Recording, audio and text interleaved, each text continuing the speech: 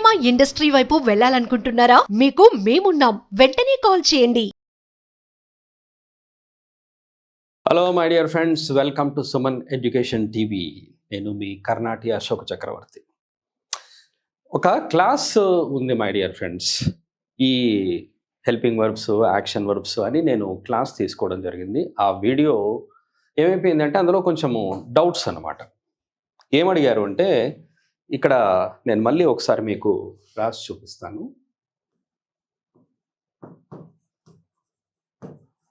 Be form,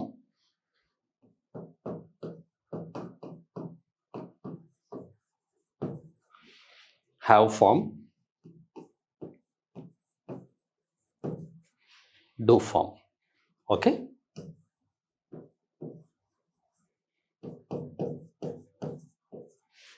model verbs. ఇక్కడ ఒకసారి కేర్ఫుల్గా చూడండి మై డియర్ ఫ్రెండ్స్. అంటే ఇక్కడ ఈ వీడియో చేసినప్పుడు ఏంటంటే కొంతమంది చూస్తారు కదా, వాళ్ళకి డౌట్ వచ్చింది. సార్ ఇక్కడ ఇవి రాశారు కదా, మరి మీరు కంప్లీట్గా వీడియో చూడాలి అని. కంప్లీట్గా వీడియో చూడాలి అంటే కంటిన్యూగా చూస్తూ ఉంటే ఆటోమేటిక్గా వస్తుంది. Once again I tell you that English అంతా కూడా వీటిని బేస్ చేసుకొని ఉంటుంది. ఇంతకు ముందు కూడా నేను వీడియోలో చెప్పాను. అక్కడ డౌట్స్ చాలామందికి వచ్చాయి. సార్ మరి ఇదేనా, నిజంగానే ఇవి నేర్చుకుంటే వస్తుందా అని చెప్పి అనుకుంటారు. ఈ వర్డ్స్ చూడంగానే రాదు.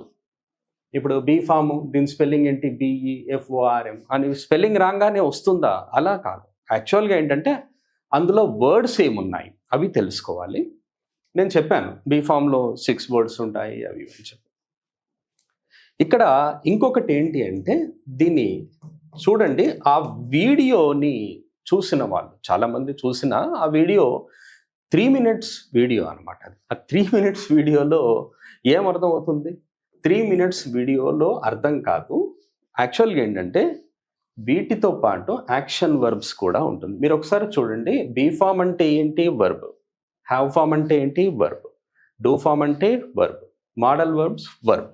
అన్నీ కూడా వర్బ్సే. కాకపోతే వీటిని ఏమంటారు అంటే హెచ్వి అంటే ఏంటి? హెల్పింగ్ వర్బ్స్ అని.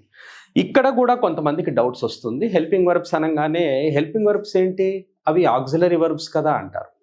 వాళ్ళు నేర్చుకోవడము ఆక్సిలరీ వర్బ్స్ అని నేర్చుకున్నారు. వాటిని హెల్పింగ్ వర్బ్స్ అన్నా ఆక్సిలరీ వర్బ్స్ అన్నా రెండు ఒకటే. Helping verbs are nothing but auxiliary verbs, auxiliary verbs are nothing but helping verbs అనమాట. ఇవన్నీ కూడా హెల్పింగ్ వర్బ్సే. దట్ మీన్స్ ఆక్సిలరీ వర్బ్స్ అనమాట. మనకు 2 types ఆఫ్ వర్బ్స్ ఉంటాయి. యాక్షన్ వర్బ్ చూడంగానే కూడా ఒక డౌట్ వస్తుంది. యాక్షన్ వర్బ్ ఏంటి?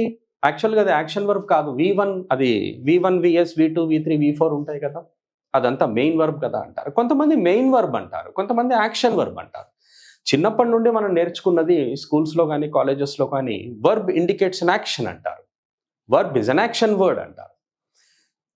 రాను రాను ఏమైపోయింది అంటే యాక్చువల్గా యాక్షన్ వర్బే కాదు, వాటిలో హెల్పింగ్ వర్బ్స్ కూడా ఉన్నాయి అని డీటెయిల్డ్గా డిస్కస్ చేస్తాం మనం. Action verbs are nothing but main verbs అనమాట. మెయిన్ వర్బ్స్ అన్నా యాక్షన్ వర్బ్స్ అన్నా రెండు ఒకటే. V1, VS, V2, V3, V4 అని కొంతమంది నేర్చుకుంటే, అదే ఇప్పుడు చూడండి ఇక్కడ నేను రాస్తాను. V1, VS, V2, V3, V4 ఇవి ఉన్నాయి. ఈ 5 వర్బ్స్ని కొంతమంది ఏమంటారు అంటే V1, V2, V3, V4 ఈ VSని V5 అంటారు. ఎందుకలా అంటారు, ఎందుకలా చెప్తారు అంటే లర్నర్స్కి ఈజీగా ఉండడం కోసమే చెప్తారు. లర్నర్స్కి వాళ్ళు ఈజీగా ఫీల్ అవ్వడం కోసమని నేర్పిస్తారే కానీ వాళ్ళు కన్ఫ్యూజ్ అవ్వడానికి నేర్పించరు. అండ్ ఇప్పుడు కూడా చెప్తున్నాను ఏంటంటే ఈ వర్బ్స్లోనే ఇంగ్లీష్ ఉంటుంది. ఇక మనకు అంటే ఇవి కాకుండా వేరే ఉండవా అంటే నో.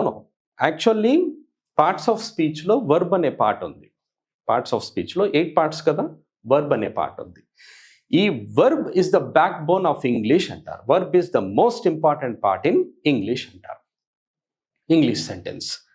కానీ కొంతమంది అనొచ్చు, కొంతమంది ప్రనౌన్ ఇంపార్టెంట్ అనొచ్చు, కొంతమంది నౌన్ ఇంపార్టెంట్ అనొచ్చు, కొంతమంది ప్రిపోజిషన్ ఇంపార్టెంట్ అనొచ్చు. నేను విన్నాను కానీ అలా కాదు, యాక్చువల్గా వర్బ్ అనేదే ఇంపార్టెంట్. ఇంకోటి, ఎందుకు ద మోస్ట్ ఇంపార్టెంట్ పార్ట్ అని ఎందుకు చెప్తున్నాను, రీజన్ చెప్తాను నేను. మనకు ప్రొనౌన్ ఉంది, noun, pronoun, verb, adverb, adjective, preposition, ఈ 8 పార్ట్స్ ఉంటే 8 పార్ట్స్లో 1 పార్ట్ అనేది ఎక్కువగా యూజ్ ఉండదు, అది ఇంటర్జెక్షన్. ఓకే, ఇంటర్జెక్షన్ అనేది ఎక్కువగా యూజ్ ఉంటుంది. మరి మిగతా 7 పార్ట్స్ ఉన్నాయి చూడండి, ఆ 7 పార్ట్స్లో మీరు ఫస్ట్ పార్ట్ తీసుకోండి, నౌన్. నౌనే గనక ఇంపార్టెంట్ అంటే నౌన్ లేకుండా కూడా సెంటెన్సెస్ మనకు ఉంటాయి. నౌన్ లేకుండా మనకు సెంటెన్సెస్ ఉంటాయి. హీఈస్ గోయింగ్ సమ్వేర్ అన్నారనుకోండి, హీఈస్ గోయింగ్ సమ్వేర్ అన్నాం, దాంట్లో నౌన్ ఎక్కడుంది చెప్పండి? హీఈస్ గోయింగ్ సమ్వేర్ అన్నాం, సెంటెన్స్ ఉంది కదా నౌన్ లేకుండా.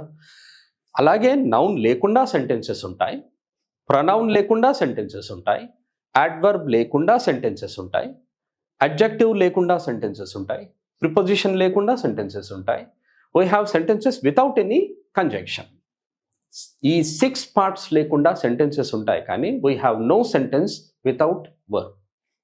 వర్బ్ లేకుండా మనకు సెంటెన్సెస్ ఉండవు. మీరు చిన్న సెంటెన్స్ని యూజ్ చేసిన వర్బ్ ఉంటుంది. ఎందుకని చెప్పాను verb is the most important part in English sentence అని ఎందుకు అంటున్నాను అంటే, వర్బ్ లేకుండా ఇంగ్లీష్ సెంటెన్స్ ఉండదు. మీరు ఏ సెంటెన్స్ అని అనుకోండి, వాట్ ఈజ్ యువర్ నేమ్ అనే సెంటెన్స్ ఉంది, వాట్ ఈజ్ యువర్ నేమ్ అంటారు, it's a common sentence. My name is అంటాం, ఈజ్ అనేది వర్బ్. అక్కడ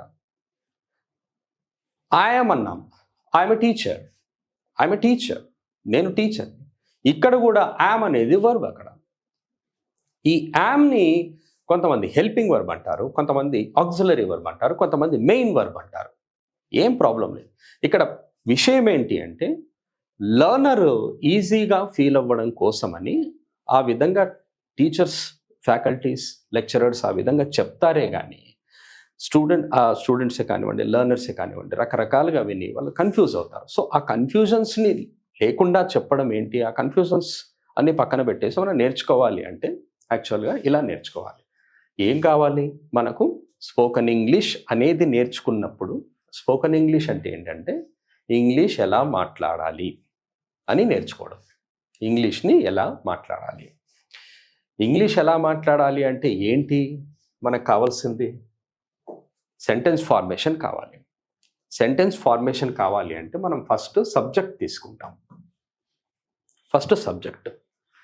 నెక్స్ట్ తీసుకునేది మనకు, ఇప్పుడు నేను రాసినది ఇది చూడండి, హెల్పింగ్ వర్బ్ అన్నాను. నెక్స్ట్ హెల్పింగ్ వర్బ్ తీసుకుంటాం. ఇక్కడ బ్రాకెట్లో నేను ఏవి అని రాస్తాను అండ్ ప్లస్ అదర్ వర్డ్స్ అని రాశాను.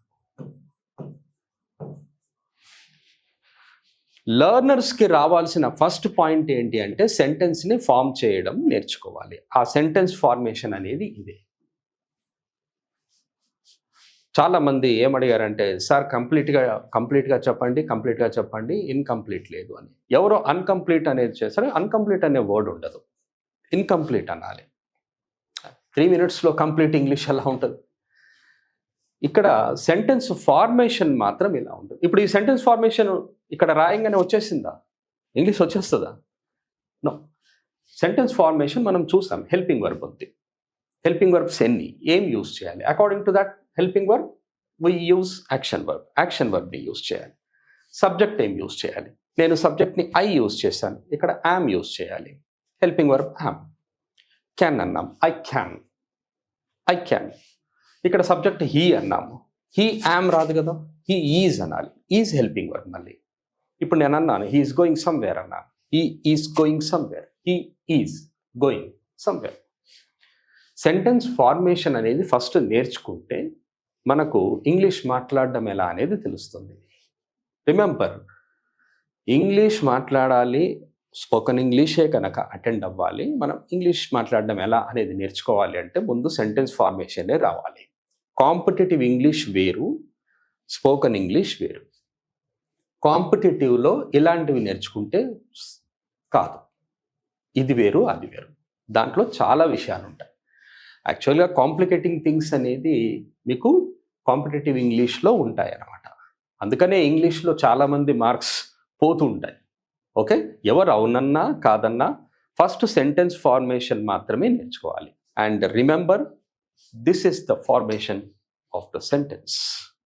ఓకే, సరే ఎన్ని సెంటెన్సెస్ ఉన్నాయి అవి చూస్తూ ఉంటాం, ఎందుకంటే 10-15 మినిట్స్లో ఇంగ్లీష్ అంతా అయిపోదు కదా అలా. Okay, I hope you have understood my dear friends. Thank you very much. Have a nice time and have a nice learning. Keep watching.